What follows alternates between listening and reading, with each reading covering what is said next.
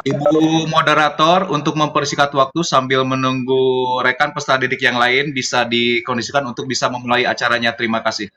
Oke, siap-siap. Oke, Bapak narasumber, kita mulai acaranya ya, Pak ya.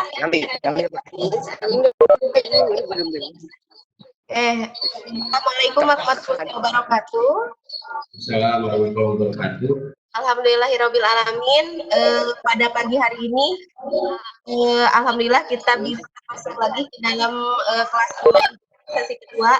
Terima kasih ucapan yang sebesar-besarnya kepada Bapak narasumber, Bapak Diana dari unit Mas Takokan. Terima kasih kami ucapkan yang sebesar-besarnya kepada Bapak sudah berkenan hadir di kelas online calon peserta didik baru dalam kegiatan MPLS masa pengelolaan lingkungan sekolah. Pada pagi ini Bapak narasumber akan memberikan materi tentang narkoba dan dampaknya. Mohon kepada para peserta yang mengikuti kelas ini untuk mempersiapkan diri, dipahami dan disimak apa yang disampaikan oleh Bapak narasumber. Oleh karena itu, Bapak, kami persilahkan kepada Bapak untuk menyampaikan materinya. Baik. Pertama-tama Bismillahirrahmanirrahim. Assalamualaikum warahmatullahi wabarakatuh. Alhamdulillahirabbil alamin.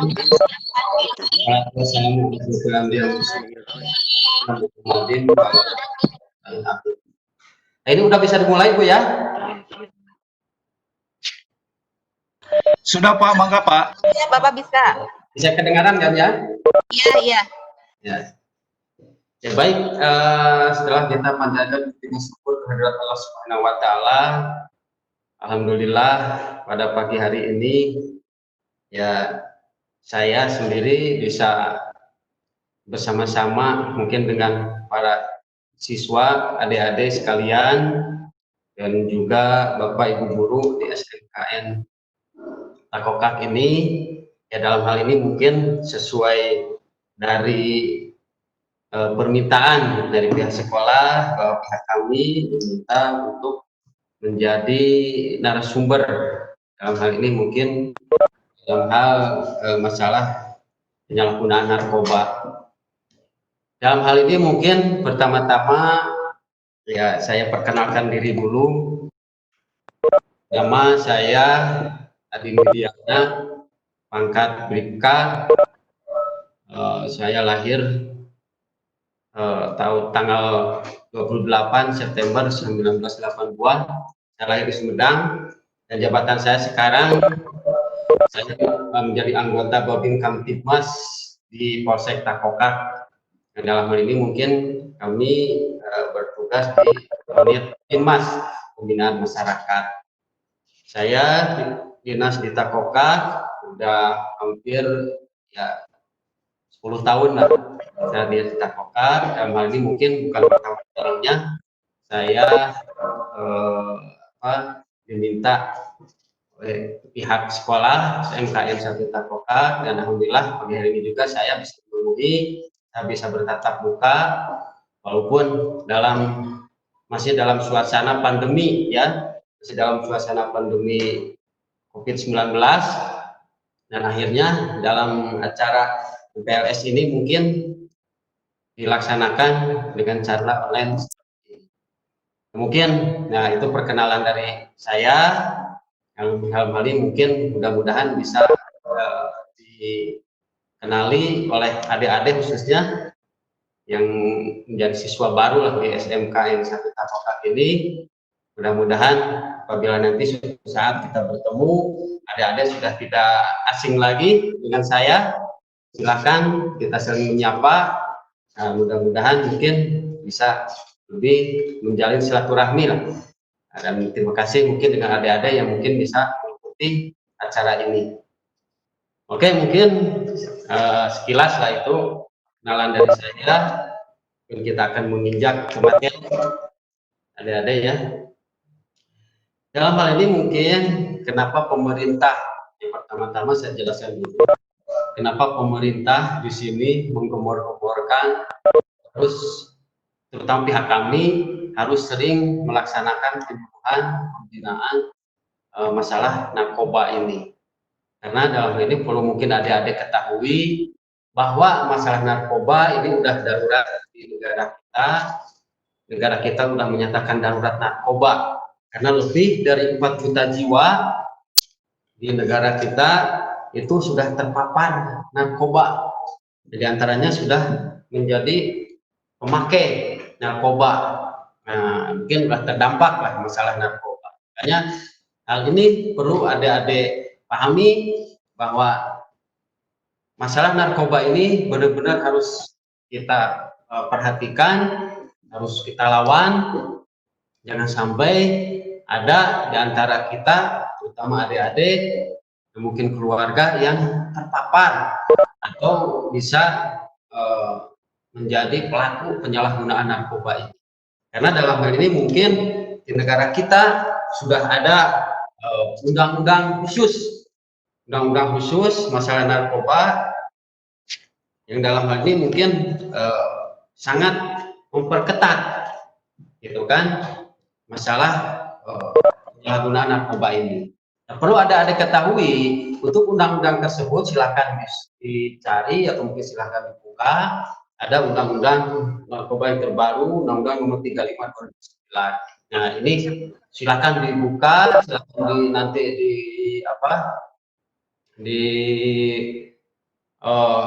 buka-buka sama adik, gitu kan, dibaca, dipahami, diketahui undang-undang tersebut. Nah, karena dalam hal ini mungkin pihak kami tidak main-main, khususnya pihak kepolisian. Bahkan sekarang negara kita punya badan khusus yang disebut dengan Badan Narkotika, gitu kan. Nah, dalam hal ini negara benar-benar ingin berjuang untuk memberantas masalah narkoba ini. Ya, ini sangat bagus di mana pihak sekolah terutama mengadakan acara untuk masalah narkoba ini. Ya, dalam hal ini mungkin tujuannya bukan berarti yang tidak tahu menjadi tahu masalah narkoba, yang tadinya narkoba sekarang jadi apa. Dalam tanda kutip, kita tahu itu hanya untuk tahu, bukan berarti untuk coba-coba, tidak. Kita hanya tahu untuk memahami bahaya dari narkoba itu sendiri. Nah, bukan berarti kita harus tahu, harus hafal, harus merasakan, tidak, gitu ya. Jadi kita harus tahu, harus memahami itu bahayanya. Nah, jangan merasakan rasanya narkoba itu sendiri, gitu. Nah, baiklah. Nah, kemudian, ya, untuk masalah narkoba itu sendiri, jumlah penyalahguna dari narkoba itu diantaranya 22% itu dari yang 4 juta jiwa itu kebanyakan yang 22% itu dari kalangan pekerja. Nah, dari kalangan yang dan 22% dari kalangan yang tidak bekerja, pengangguran. Nah, biasanya ini para pengangguran yang tidak punya pekerjaan, yang sehari-harinya hanya dia tidak ada kegiatan, akhirnya dia coba-coba pakai narkoba. Nah, ini diantaranya, gitu kan. Kemudian diantaranya lagi ada sekitar 27% itu dari pelajar dan mahasiswa. Nah, ini tolong adik-adik dipahami. Ini yang sangat membuat kami sangat miris di sini, karena diantaranya ini ada dari kalangan pelajar dan mahasiswa. Kami berupaya lah untuk seketat mungkin, khususnya di Takokak ini lebih sering melakukan pendekatan lah dengan para siswa SMP, SMK, SMA. Dalam hal ini mungkin kami mencoba untuk menekan lah, kita mencoba untuk menekan. Mudah-mudahan di wilayah kita, khususnya di Takokak ini, jangan sampai terjadi ada pelajar yang menjadi pelaku atau menjadi siswa yang mengkonsumsi narkoba itu sendiri. Nah, dalam hal ini mungkin kami dari pihak kepolisian akan secara berjenjang akan terus melakukan pendekatan dan juga akan terus melakukan razia-razia lah di setiap sekolah agar di sini kita dapat benar-benar memberantas masalah narkoba itu sendiri. Nah, dilihat dari 27% yang tadi, memang untuk Takoka sebenarnya ini masih kondusif lah, walaupun tidak kita pungkiri, perlu adik-adik ketahui, belakangan ada dari sebagian yang memang rekan-rekan kita, mungkin senior-senior adik-adik ini yang notabene sebagai pelajar, teman-teman kita terciduk lah, coba-cobalah pakai narkoba itu sendiri, terutama mungkin obat-obatan terlarang, ya, zat adiktif. Ya, dalam hal ini mungkin itu menjadi masa kelam lah ya untuk masa pendidikan lah di wilayah kita, gitu kan. Nah, dalam hal ini mungkin mudah-mudahan kedepannya jangan sampai terulang kembali, yang sampai terulang. Kami sangat berharap khususnya untuk adik-adik ini bisa benar-benar mengatakan atau berupaya untuk berperang atau mengatakan tidak untuk narkoba. Nah itu. Kemudian selanjutnya ini pengguna narkoba itu 50% kebanyakan dari para pekerja pemerintahan, para artis dan sebagainya. Itu memang narkoba ini, terutama mungkin dari sebagian narkotika dan psikotropa ini memang mahal lah, harganya cukup mahal. Makanya diantaranya mungkin ya sebagian ada yang terjangkau bisa membeli dan sebagian lagi ada yang memang dia mampu untuk membeli. Makanya kebanyakan menjadi pengguna narkoba itu dari kalangan pekerja swasta atau pemerintahan, atau artis lah itu kan yang ada notabene beliau bisa membeli lah itu kan narkoba itu sendiri. Nah, dalam hal ini mungkin kenapa di sini ya kita terus berupaya melaksanakan razia-razia, terutama mungkin di kalangan pemerintahan juga. Dan kita tidak pungkiri adalah sebagian yang mempergunakan narkoba itu sendiri. Ya. Kemudian berlanjut ke tema kita hari ini. Nah, tema kita hari ini kita bertemakan remaja anti narkoba. Nah, di sini memang ada gerakan remaja melawan narkoba. Nah, terutama kita sebagai siswa, gitu kan, karena remaja di sini sangat rentan. Remaja di sini sangat rentan terjerat narkoba. Karena apa? Adik-adik di sini yang memang masih di bawah umur, usianya masih usia remaja, masih dalam usia pengen coba-coba. Nah, di sini ya makanya kenapa remaja sangat rentan? Remaja sangat rentan terjerat narkoba. Pertama memang ada faktor lingkungan, pergaulan. Ya, makanya kita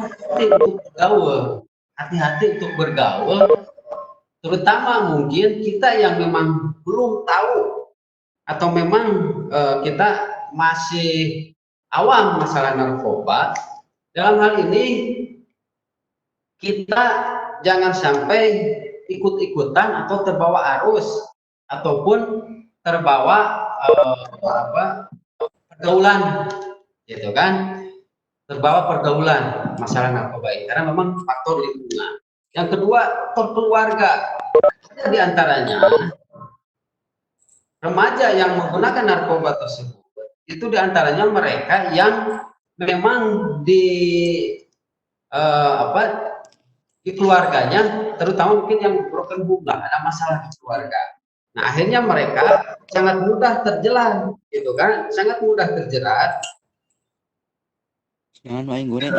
Mungkin masalah keluarga ini yang membuatkan, yang menimbulkan bahwa dia ingin mencari hal-hal yang pelarian lah, untuk mencari pelarian dari masalah-masalah yang ada di keluarga itu sendiri. Kan itu diantaranya. Nah, kemudian yang lainnya ada faktor dia sendiri, yaitu tadi faktor ingin coba-coba, ingin apa? Ingin tahu, gitu kan? Rasa keingintahuan karena memang tadi itu tadi bahwa adik-adik ini masih usia remaja, masih usia pengen mengenal, gitu kan? Tahu boleh, mengenal boleh, memang itu wajib harus, gitu kan? Tapi coba-coba itu jangan coba-cobalah, jangan mencoba untuk merasakan narkoba itu sendiri. Lebih baik kita hanya tahu dampaknya, hanya tahu efek samping, efek jeleknya dari narkoba itu.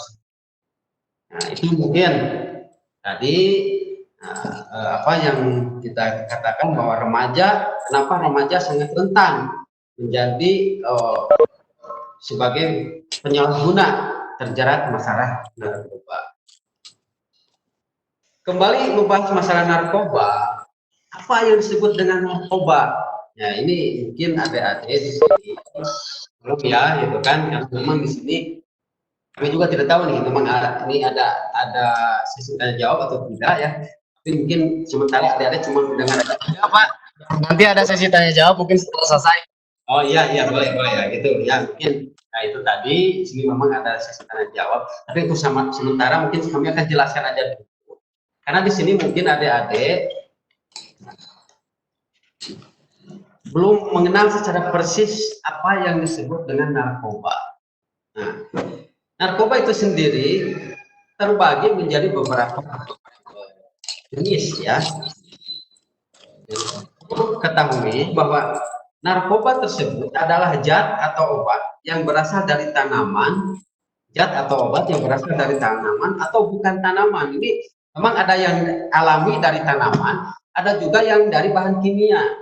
Ya, narkoba tersebut, gitu kan? Narkoba di sini yang perlu kita ketahui nih, adik-adik ketahui bahwa narkoba ini singkatan dari narkotika, ya, narkoba itu singkatan narkotika dan obat-obat terlarang, ya, narkoba.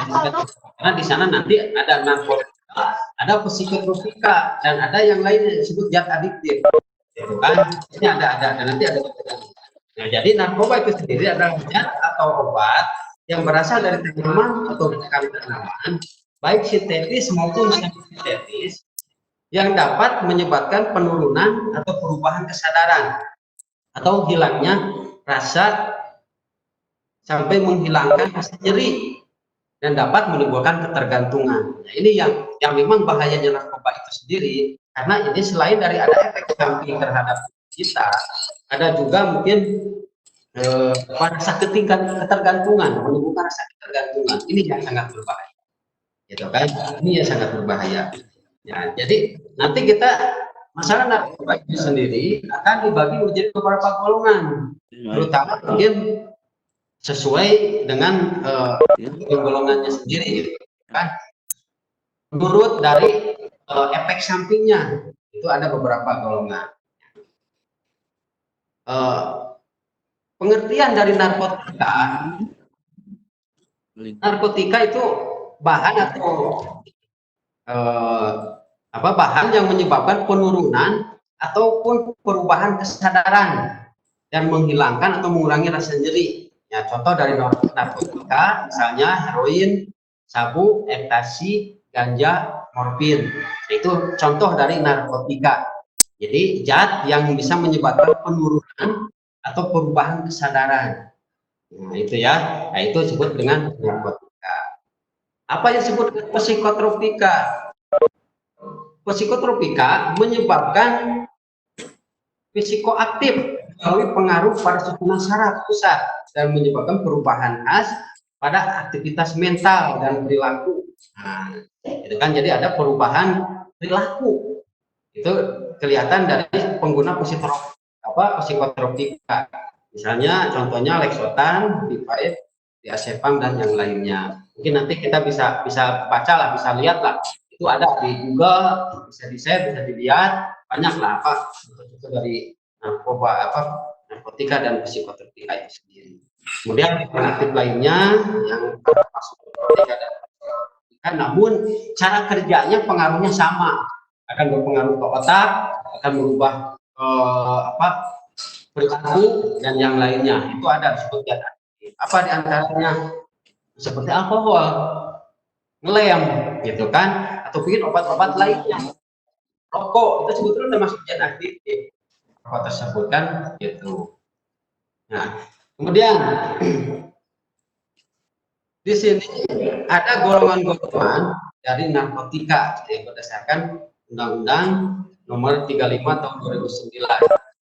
Ini ya, ada beberapa golongan, diantaranya adalah golongan 1, ini sangat dilarang digunakan, sangat dilarang digunakan. Ada gangguan atau gimana? Mohon maaf, Bapak narasumber, ada kendala teknis mungkin di ruangannya, maka dipindah roomnya di moderator. Terima kasih. Mohon mangga Bapak untuk dilanjutkan materinya.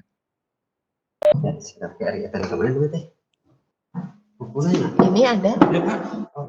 Ini. Oke, baik. Ini langsung aja ya. Baik adik-adik, tadi mungkin ada gangguan teknik lah. Ada iklan lewat ya, nggak apa-apa ya. Kemudian kita lanjut ya. Oke, tadi sampai di mana ya? Dari golongan ya. Nah, dari golongan narkoba itu sendiri. Jadi narkoba dibagi menjadi 3 golongan. Golongan 1, golongan 2, golongan 3. Nanti secara pengertiannya silakan dilihat. Ya, ini secara sekilas aja. Nah, jadi dilihat itu golongan 1, golongan 2, golongan 3 itu dari tahapan dampak terhadap tubuh kita, gitu kan. Ada yang dampaknya sangat berat, gitu kan. Ada yang ringan. Nah, bahkan yang sangat berat itu dampaknya itu bahkan itu dilarang untuk obat sekalipun. Nah, narkoba golongan 1 itu dilarang untuk obat sekalipun. Nah, untuk golongan 2 bisa digunakan hanya pengobatan dengan resep dokter. Nah, itu masuk ke narkoba golongan 2. Di golongan 1 tadi itu memang dampaknya sangat berat, itu tidak boleh dipergunakan walaupun untuk obat sekalipun. Kalau yang golongan 2 itu bisa dipergunakan untuk obat tapi menggunakan resep dokter, itu bisa menyebabkan ketergantungan. Sama, golongan 1, golongan 2 menyebabkan ketergantungan. Golongan 3 digunakan dalam pengobatan, bisa menyebabkan ketergantungan ringan. Nah, itu yang golongan 3 menyebabkan ketergantungan ringan. Itu.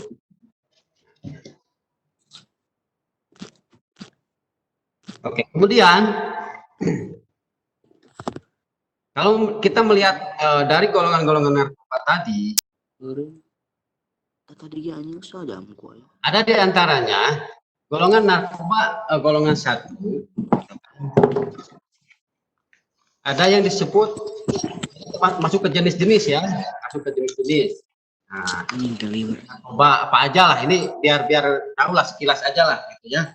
Nah, itu diantaranya ada disebut dengan heroin ya, ini tolong disimak. Nah, ciri-ciri dari pengguna kita bisa membedakan, adik-adik tolong ini dipaham. Adik-adik bisa membedakan jika ada pengguna atau mungkin ada rekan teman kita yang dia sering menggunakan narkoba itu sendiri. Di antaranya, ini sekilas aja, Bapak kasih tahu,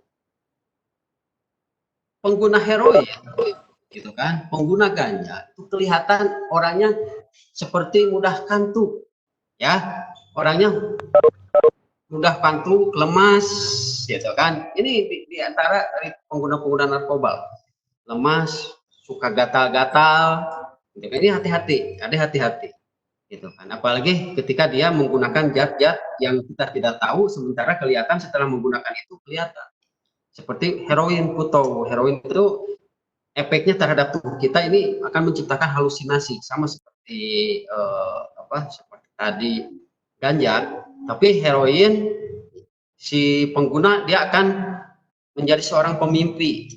Dia akan terus bermimpi lah, gitu kan. Bahkan dia bisa pegang rokok sambil tidur.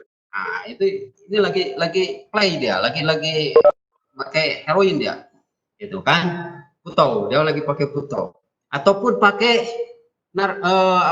ganja, hampir sama. Ganja hampir sama semacam itu. Tapi dia akan lebih cenderung periang. Kalau pakai ganja, kalau tadi pakai putau dia pemurung, itu kan hanya halusinasi.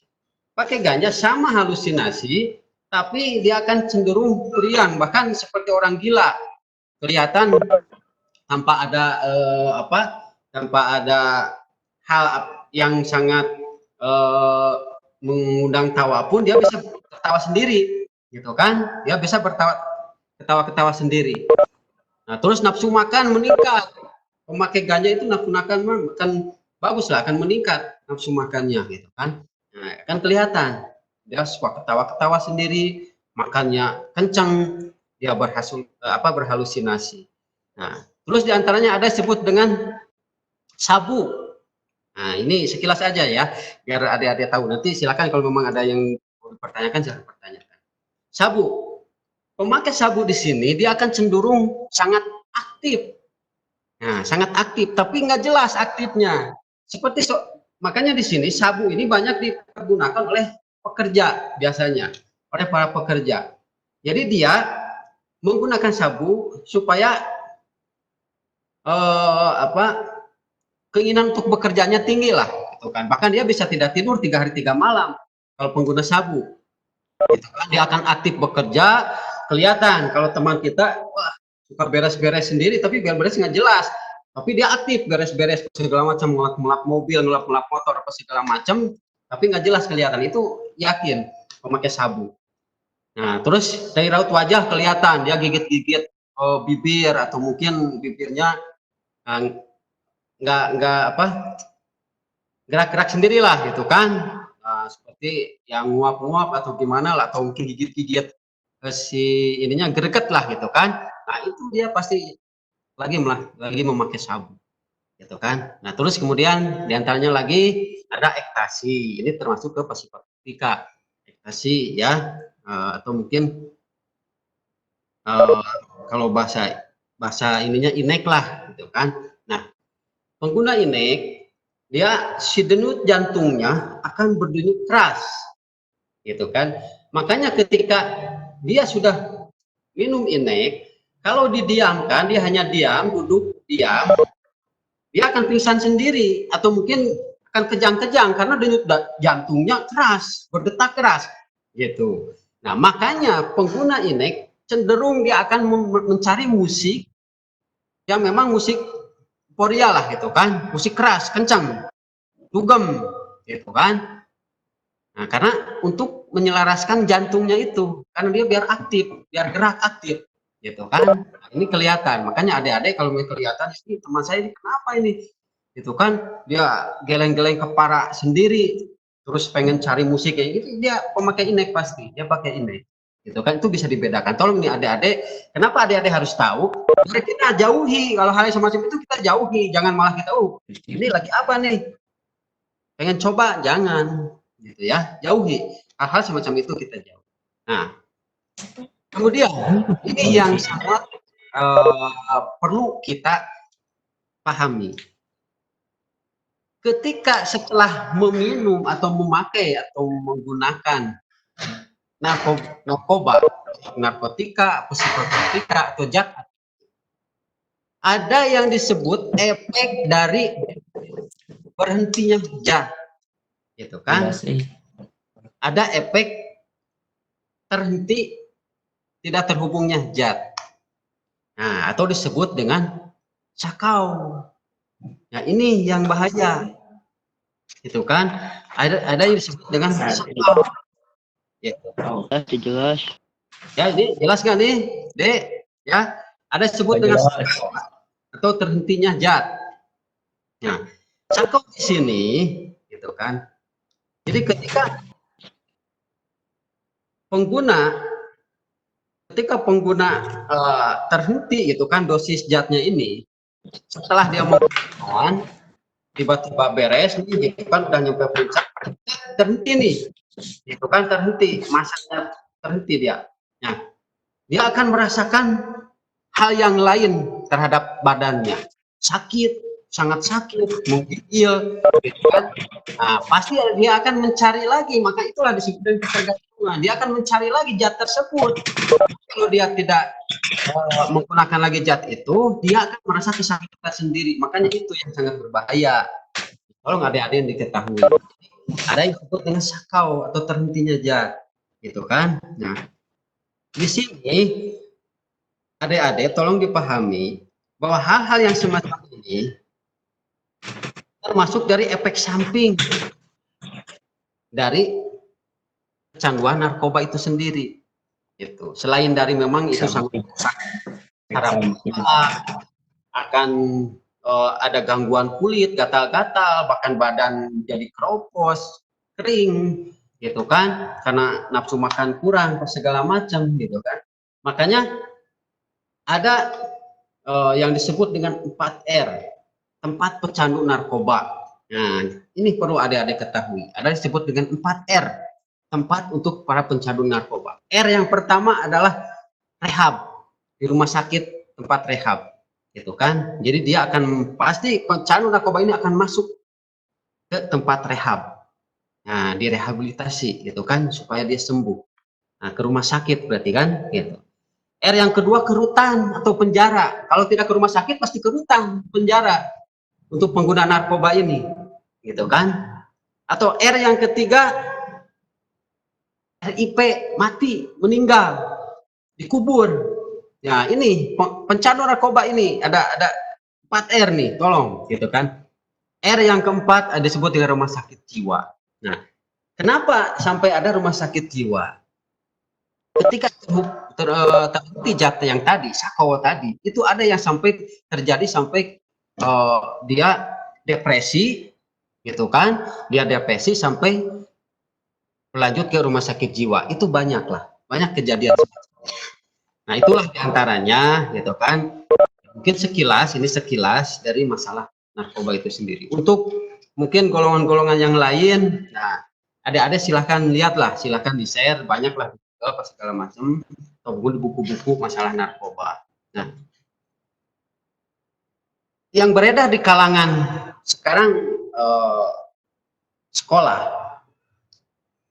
Jadi kadang di sekolah itu siswa kadang di sini dia suka remaja khususnya. Remaja ini biasanya suka bereksperimen lah, coba-coba lah, gitu kan. Nah, tolong hati-hati adik-adik di kita. Ada beberapa zat atau tumbuhan yang ini bisa hampir sama, efeknya sama lah seperti narkoba psikotropika yang tadi. Di antaranya apa? Di antaranya kita ada tanaman kecubung. Itu hati-hati. Jangan sampai kita mampu. Misal adik-adik nih, ada yang nyekokin gitu kan, ada yang ngasih bako dari kecubung. Awas, hati-hati. Itu bahan narkoba sama, gitu kan? Efeknya akan sama seperti narkoba. Kemudian ada yang disebut dengan jamur dari kotoran sapi. Nah, ini termasuk ke jenis zat adiktif.